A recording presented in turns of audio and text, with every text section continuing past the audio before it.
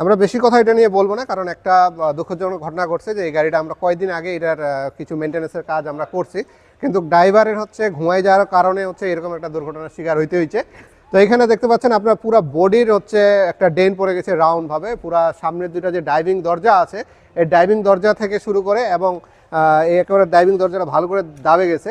আর এখানে যে ঘটনা ঘটছিল, আমাদের এই যে অটো গাড়িগুলো আছে এই অটো গাড়িগুলোর হচ্ছে একটা আমাদের ভুল হইলেই বড় ধরনের দুর্ঘটনা ঘটে যায়, সেটা হচ্ছে ব্রেক চাপতে যায় আপনার যদি এক্সেলেটরে চাপ দিয়ে দেন সেক্ষেত্রে এরকম দুর্ঘটনা ঘটে। তো আমরা অনেক নতুন পুরানা ড্রাইভারদের মধ্যে এটা ভুল হয়ে যায় অনেক সময় দেখা যায় ব্যাক গিয়ার দিয়ে রাখছেন, এক্সেলেটর চাপে দিয়েছেন, পিছনে যা লাগে গেছে। অনেক সময় দেখা যায় ড্রাইভে দিয়ে রাখছেন, মনে করছেন ব্রেক করবেন, হঠাৎ করে এক্সেলেটর পড়ে গেছে। আর বিশেষ করে এগুলো যিনারা হচ্ছে কেয়ার্স পরে চালান কিংবা হচ্ছে বা যিনারা একটু খামখেয়ালির মধ্যে থাকে কিংবা একটু ঘুম ঘুম ভাব থাকে, ওনাদের এই প্রবলেমগুলো বেশিরভাগ হয়ে থাকে। তো আমরা যখন গাড়ি চালাবো তখন অবশ্যই অ্যাক্টিভ থাকবো একটু, যে আমরা আসলে কোনটাতে চাপ দিচ্ছি, ব্রেকে চাপ দিচ্ছি না এক্সেলেটরে চাপ দিচ্ছি, সেটা আমাদের মাথায় একটু রাখতেই হবে। তারপর গাড়ি চালার সময় তো এটা অটো হয়ে যায়।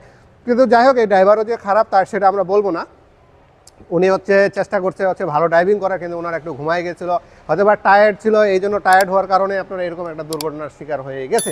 তো এই গাড়িটা যা যা কাজ আছে সম্পূর্ণ আপনাদেরকে আমরা সুন্দরভাবে একটু দেখানোর চেষ্টা করতেছি। এই দরজা থেকে শুরু করে ওই পাশের দরজা থেকে সামনের যেটা আছে পুরোটাতে একটু ভালো ডেন্টিংয়ের পরিমাণ হয়ে গেছে। তো এই গাড়িটা আমরা সম্পূর্ণটা কোনো পার্টস চেঞ্জ না করে ডেন্টিংটা করার চেষ্টা করবো, শুধু হেডলাইটটা যে আছে এই হেডলাইটটা আমরা চেঞ্জ করে দেওয়ার চেষ্টা করবো, বাকি সব আমরা হচ্ছে রিপেয়ারে এটা কমপ্লিট করবো। রিপেয়ার বলতে যেটা ডেন্টিং করে হচ্ছে কমপ্লিট করা যায় সেটা করবো। তো এটা কমপ্লিট হওয়ার পরে আমরা আরেকটা আপনাদেরকে ভিডিও দিব যে আসলে এটা কাজটা কত সুন্দর হয়েছে।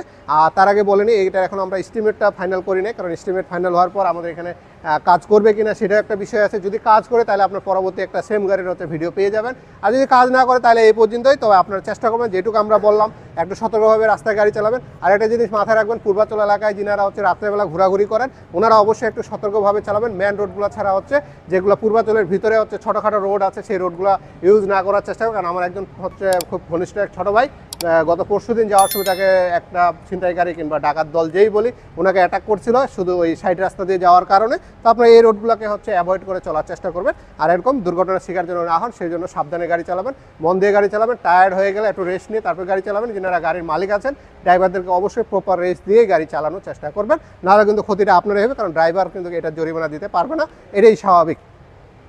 তো সবাই ভালো থাকবেন, আমাদের জন্য দোয়া করবেন, ধন্যবাদ।